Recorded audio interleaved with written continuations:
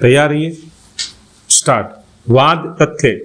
अपीलार्थी एक शिक्षित चिकित्सक है और वायुसेना में नियुक्त था तथा दिनांक 30/4/1990 को सेवानिवृत्त हो गया।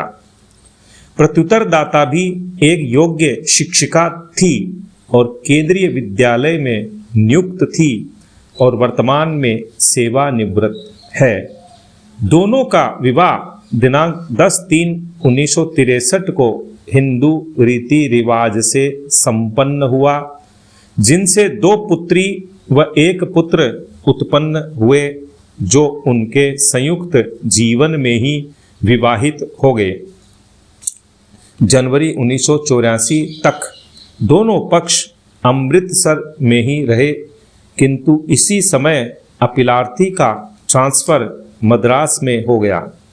अतः उसने प्रत्युत्तरदाता को मद्रास आने को कहा, किंतु प्रत्युत्तरदाता ने अपीलार्थी के माता पिता के साथ अमृतसर में रहने का चयन किया। इसी को आधार बनाकर अपीलार्थी ने दिनांक 12/3/1996 को जिला न्यायालय चंडीगढ़ के समक्ष हिंदू विवाह अधिनियम 1955 की धारा 13(1) प्रथम क और प्रथम ख के अंतर्गत प्रत्युत्तरदाता की ओर से की गई क्रूरता और अभित्याग के आधार पर विवाह विच्छेद की याचिका प्रस्तुत की। विचारण न्यायालय ने निर्णय आदेश दिनांक 5/2/2002 के द्वारा अपीलार्थी के पक्ष में विवाह विच्छेद की आज्ञप्ति कर दी। इस निर्णय के विरुद्ध प्रत्युत्तरदाता ने उच्च न्यायालय के समक्ष अपील LPA संख्या 195/2001 प्रस्तुत की, जिसने निर्णय दिनांक 18/2/2009 के द्वारा अपील अनुज्ञात की और विद्वान एकल न्यायाधीश ने विचारण न्यायालय के द्वारा पारित विवाह विच्छेद की आज्ञप्ति निरस्त कर दी। इस निर्णय के विरुद्ध अपीलार्थी ने खंडपीठ के समक्ष अपील FAO संख्या 44M/2000 प्रस्तुत की, जिसे पंजाब एवं हरियाणा उच्च न्यायालय की खंडपीठ ने एकल पीठ के निर्णय की पुष्टि करते हुए आक्षेपित निर्णय दिनांक 18/2/2009 के द्वारा निरस्त कर दिया। अतः अपीलार्थी ने यह अपील प्रस्तुत की। अपील में उसकी ओर से मुख्य तर्क उठाया गया कि पक्षों के बीच वैवाहिक संबंध अपूरणीय ढंग से भंग हो चुका है और दोनों पक्ष वर्षों से अलग अलग रह रहे हैं।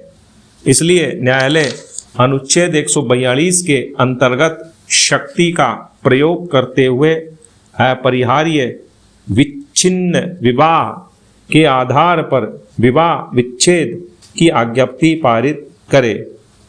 निर्णय 1।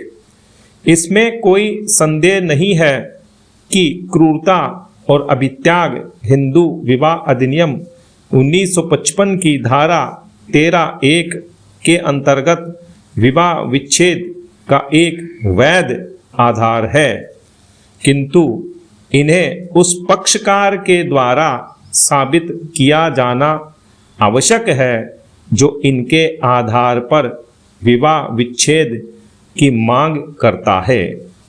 क्रूरता शारीरिक या मानसिक, संशय या निराशय हो सकती है।